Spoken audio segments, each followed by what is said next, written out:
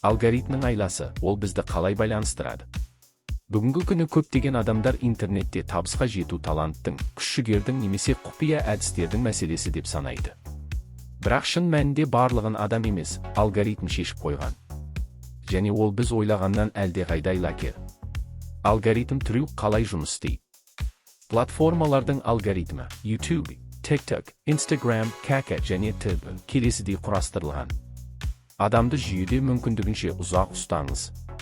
Ол кетпеу үшін оған үмітпен тамақтандырыңыз. Оны платформаға миллиондаған табыс әкелетін мазмұнды көбірек шығаруға мәжбүрлеу. Ол әділ төреш емес. Ол бүгінде көрерменге қай спектакльді көрсету тиімді екенін шешетін манипулятор, режиссер.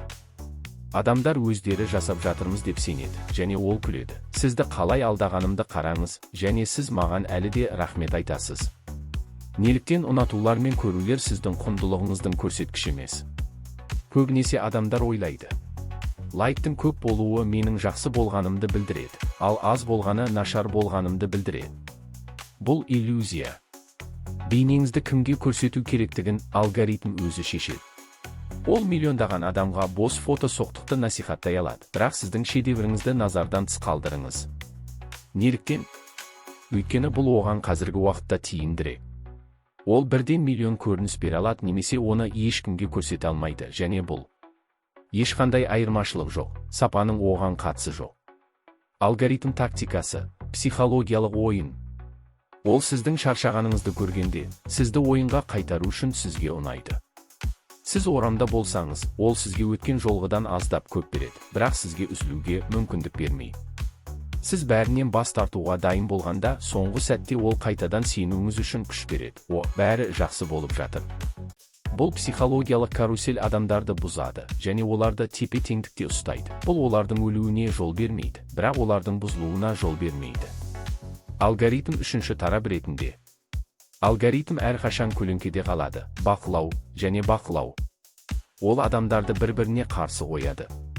Кейбіреулер басқаларға оны қалай дұрыс жасау керектігін үйрете бастайды. Басқалар да өздеріне көмектесер деген үмітпен сенеді және ұнатады. Және ол көреді, күледі, үгінділер тастайды, және миллиондаған көріністермен ақша жинайды. Беруші мен алушыны бір-бірінің үстіне шашып, разы болды.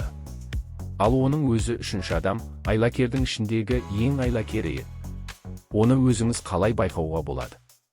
Сіз жиі көре аласыз, кейбіреулер ақшаны дұрыс табуды үйрететін танымдық бейнелер жасайды. Басқалар оларға сенеді, олар сияқты, оларды бақылайды, және бәрі айналады.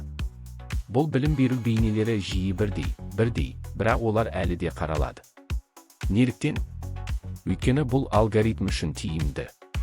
Адамдар мүмкін екінші видео жақсырақ көмектесер, мүмкін үшінші, мүмкін төртінші шығар деп ойлай бастайды.